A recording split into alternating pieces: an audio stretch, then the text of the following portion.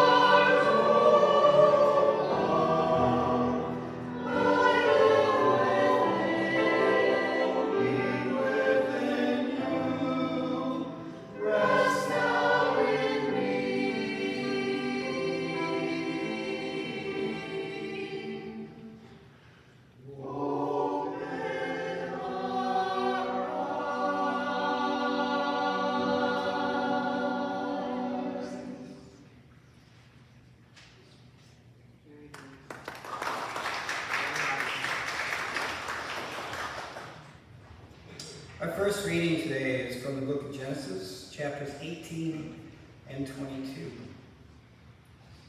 They said to him, "Where is your wife Sarah?" And he said, "There, in the tent." Then one said, "I will surely return to you in due season, and your wife Sarah shall have a son." And Sarah was listening at the tent entrance behind him. Now Abraham and Sarah were old, advanced in age. It had ceased to be with Sarah after the manner of women. So Sarah laughed to herself, saying, "After I have grown old, and my husband is old, shall I have pleasure?" The Lord said to Abraham, "Why did Sarah laugh and say, 'Shall I indeed bear a child now that I am old?' Is anything too wonderful for the Lord? At the set time I will return to you in due season, and Sarah shall have a son." But Sarah denied, saying, "I did not laugh," for she was afraid. And he said, "Oh, yes, you did laugh." The men set out from there, and they looked toward Sodom, and Abraham went with them to set them on their way. The Lord said, "Shall I hide from Abraham what I am about to do? Seeing that Abraham shall become a great and mighty nation, and all the nations of the earth shall be blessed in him? No, for I have chosen him, that he may charge his children and his household after him to keep the way of the Lord by doing righteousness and justice, so that the Lord may bring about for Abraham what he has promised him." Then the Lord said, "How great is the outcry against Sodom and Gomorrah, and how very grave their sin! I must go down and see whether they have done altogether according to the outcry that has come to me, and if not, I will know." So the men turned from there and went toward Sodom, while Abraham remained standing before the Lord. The Abraham came near and said, "Will you indeed sweep away the righteous with the wicked? Suppose there are 50 righteous within the city. Will you then sweep away the place and not forgive it for the 50 righteous who are in it? Far be it from you to do such a thing, to slay the righteous and the wicked, so that the righteous fare as the wicked. Far be that from you. Shall not the judge of all the earth do what is just?" And the Lord said, "If I find in Sodom 50 righteous in the city, I will forgive the whole place for their sake." And Abraham answered, "Let me take it upon myself to speak to the Lord, I who am but dust and ashes. Suppose 5 of the 50 righteous are lacking. Will you destroy the whole city for lack of 5? And he said, "I will not destroy it if I find 45 there." Again he spoke to him, "Suppose 40 are found there." And he answered, "For the sake of 40, I will not do it." Then he said, "Oh, do not let the Lord be angry if I speak. Suppose 30 are found there." And he answered, "I will not do it if I find 30 there." And he said, "Let me take it upon myself to speak to the Lord. Suppose 20 are found there." And he answered, "For the sake of 20, I will not destroy it." Then he said, "Oh, do not let the Lord be angry if I speak just once more. Suppose 10 are found there." And he answered, "For the sake of 10, I will not destroy it." And the Lord went his way when he had finished speaking to Abraham, and Abraham returned to his place. After these things, God tested Abraham. He said to him, "Abraham," and he said, "Here I am." He said, "Take your son, your only son Isaac, whom you love, and go to the land of Moriah and offer him there as a burnt offering on one of the mountains that I shall show you." So Abraham rose early in the morning, saddled his donkey, and took 2 of his young men with him and his son Isaac. He cut the wood for the burnt offering and set out and went to the place in the distance that God had shown him. On the 3rd day, Abraham looked up and saw the place far away. Then Abraham said to his young men, "Stay here with the donkey. The boy and I will go over there. We will worship, and then we will come back to you." Abraham took the wood of the burnt offering and laid it on his son Isaac, and he himself carried the fire and the knife. So the 2 of them walked on together. Isaac said to his father Abraham, "Father," and he said, "Here I am, my son." He said, "The fire and wood are here, but where is the lamb for a burnt offering?" And Abraham said, "God himself will provide the lamb for a burnt offering, my son." So the two of them walked on together. When they came to the place that God had shown him, Abraham built an altar there and laid the wood in order. He bound his son Isaac and laid him on the altar on top of the wood. Then Abraham reached out his hand and took the knife to kill his son. But the angel of the Lord called to him from heaven and said, "Abraham, Abraham!" He said, "Here I am." He said, "Do not lay your hand on the boy or do anything to him. For now I know you fear God, since you have not withheld your son, your only son, from me." And Abraham looked up and saw a ram caught in the thicket by its horns. Abraham went and took the ram and offered it up as a burnt offering instead of his son. So Abraham called that place, "The Lord will provide," as it is said to this day, "On the mount of the Lord it shall be provided." The word of the Lord. The second reading is Micah 6:8. "With what shall I come before the Lord, and bow myself before God on high? Shall I come before him with burnt offerings, with calves a year old? Will the Lord be pleased with thousands of rams, with tens of thousands of rivers of oil? Shall I give my firstborn for my transgression, the fruit of my body for the sin of the soul? He has told you, O mortal, what is good. And what does the Lord require of you? But to do justice, to love kindness, and to walk humbly with your God." The word of the Lord. This is the Holy Gospel according to Luke. Glory to you, Lord. Comes to us from the 24th chapter of Luke. Now, on that same day, two of them were going to a village called Emmaus, about 7 miles from Jerusalem, and talking with each other about all these things that had happened. While they were talking and discussing, Jesus himself came near and went with them, and their eyes were kept from recognizing him. And he said to them, "What are you discussing with each other while you walk along?" They stood still, looking sad. Then one of them, whose name was Cleopas, answered him, "Are you the only stranger in Jerusalem who does not know the things that have taken place there in these days?" He asked them, "What things?" They replied, "The things about Jesus of Nazareth, who was a prophet, mighty in deed and word before God and all the people, and how our chief priests and leaders handed him over to be condemned to death and crucified him. But we had hoped that he was the one to redeem Israel. Yes, and besides all this, it is now the 3rd day since these things took place. Moreover, some women of our group astounded us. They were at the tomb early this morning, and when they did not find his body there, they came back and told us that they had indeed seen a vision of angels who said that he was alive.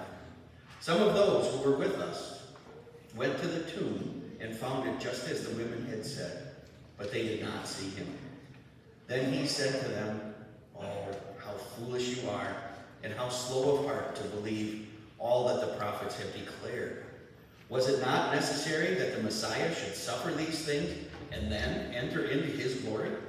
Then beginning with Moses and all the prophets, he interpreted to them the things about himself in all the scriptures. As they came near the village to which they were going, he walked ahead as if he were going on, but they urged him strongly, saying, "Stay with us, because it is almost evening, and the day is now nearly over." So he went in with them. When he was at the table with them, he took bread, blessed it, broke it, and gave it to them. Then their eyes were opened, and they recognized him, and he vanished from their sight. They said to each other, "Were our hearts not burning within us while he was talking to us on the road, while he was opening the scriptures to us?" That same hour they got up and returned to Jerusalem, and they found the 11 and their companions gathered together. They were saying, "The Lord has risen indeed, and he has appeared to Simon." Then they told what had happened on the road, and how he had been made known to them in the breaking of the bread. The Gospel of the Lord. Please be seated.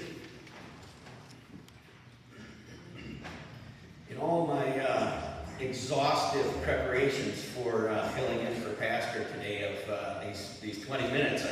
I provided and prepared such a wonderful scripture that I'm certainly not reading an interpretation from this book here.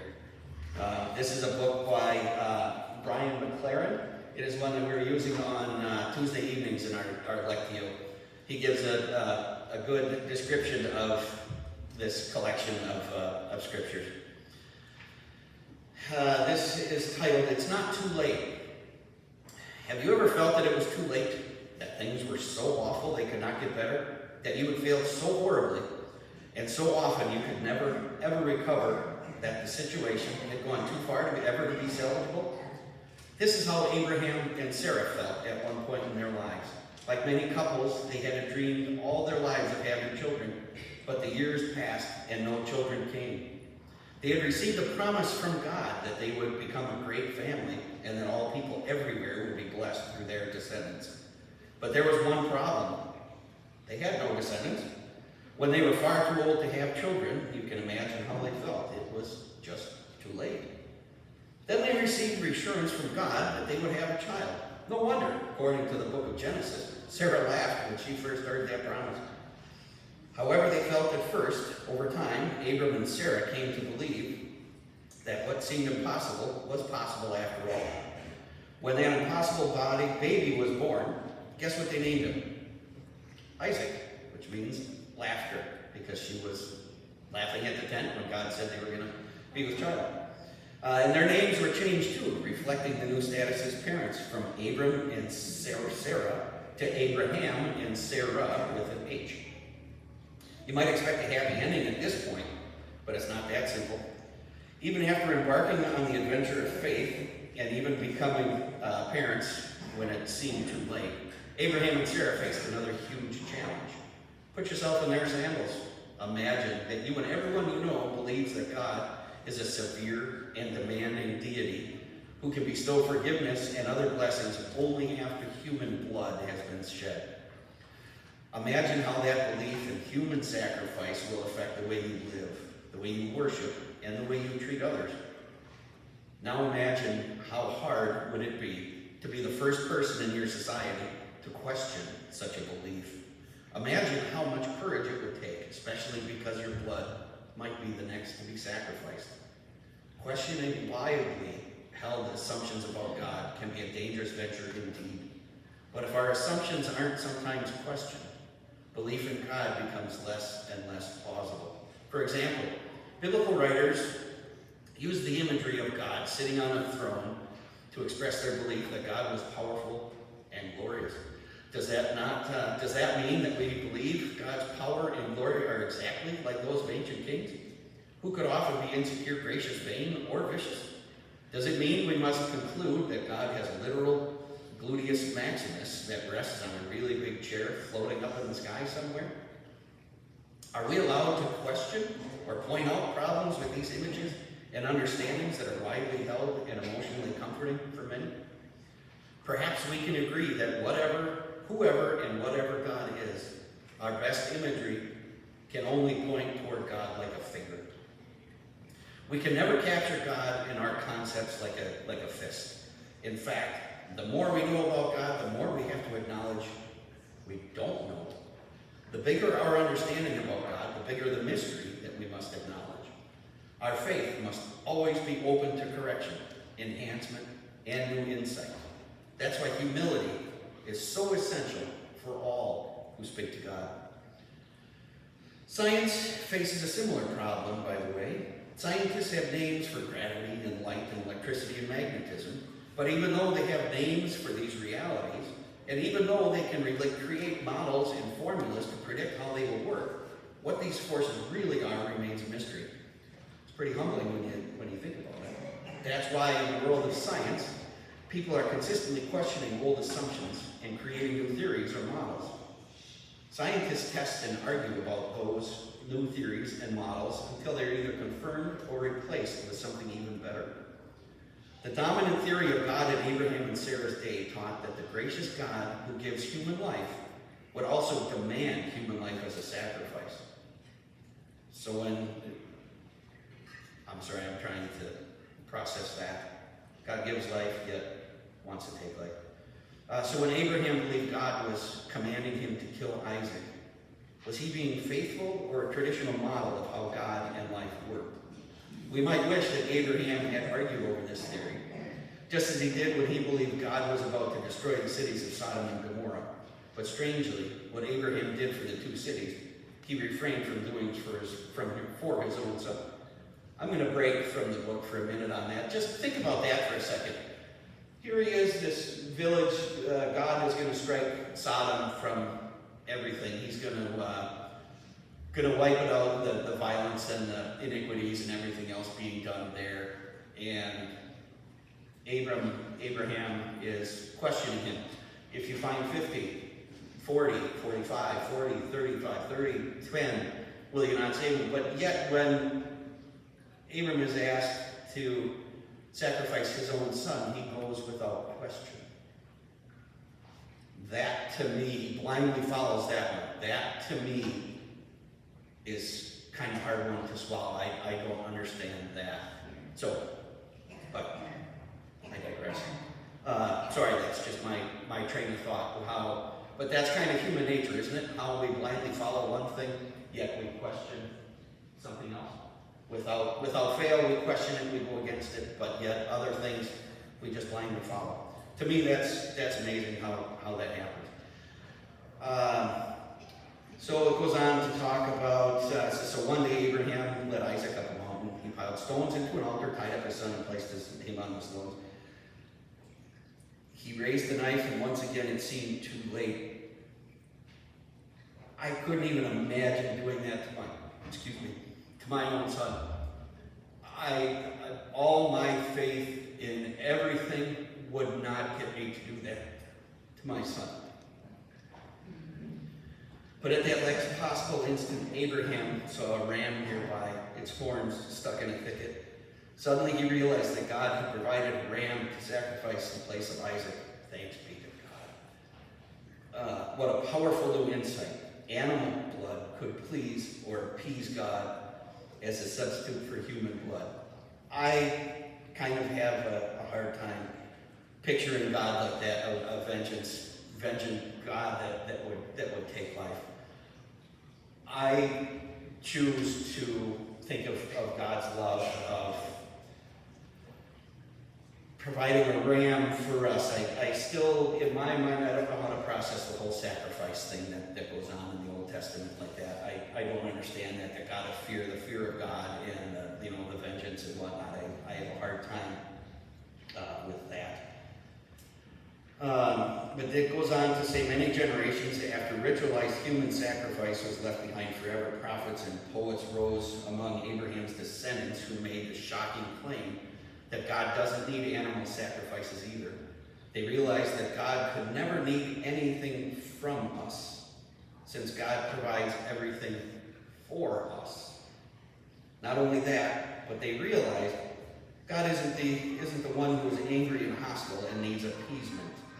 We humans are the angry ones. Our hostile, bloodthirsty hearts are the ones that need to be changed. So over many centuries, led along by many teachers and prophets, Abraham's descendants came to believe that God wanted one thing from humanity, not sacrifice, whether human or animal, but this, to do justice, to love kindness, and to walk humbly with God. The only sacrifice that mattered to God was the holy gift of humble hearts and lives dedicated to his way of love.